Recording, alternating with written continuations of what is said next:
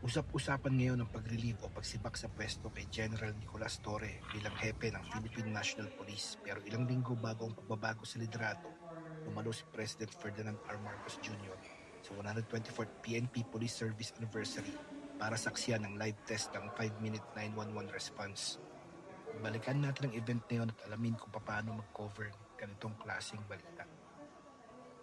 So yun, pagdating namin dun sa mismong PNP Command Center, pinakita agad sa amin kung ano yung mga possible pwede namin maging pwesto.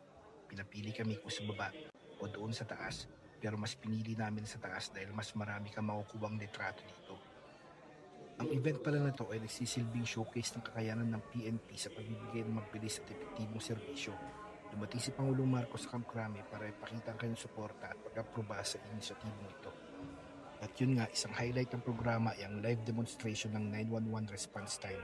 Target 5 minuto o mas mababa. Sinaksiyan ito mismo ng Pangulo. Makikita dito sa mga video yung mga personnel nitong PNP Command Center na talaga namang nakatutok sa kanilang mga workstation para sagutin yung mga tawag na manggagaling sa mga taong nangangailangan.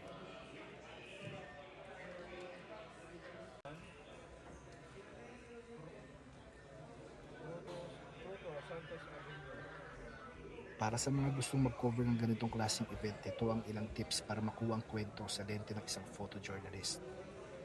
Siyempre, unang-una, hindi mawawala dyan, i-anticipate yung key moments tulad ng pagdating ng VIPs at mismong mga demo ng aksyon.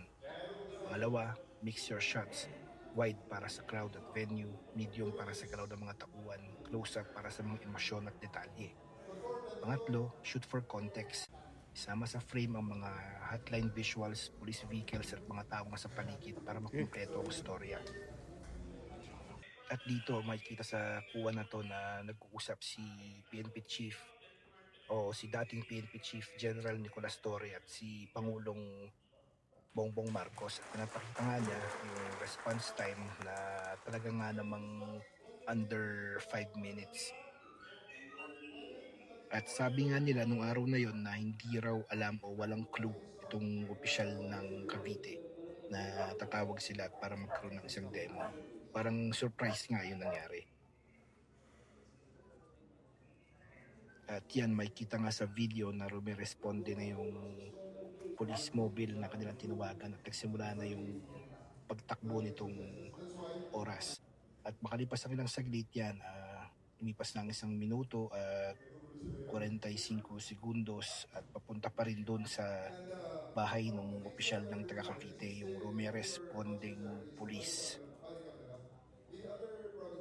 Matapos ang demo at ito, lumabas ng total time na kinuha ng mga responding police ay 2 minutes and 41 seconds.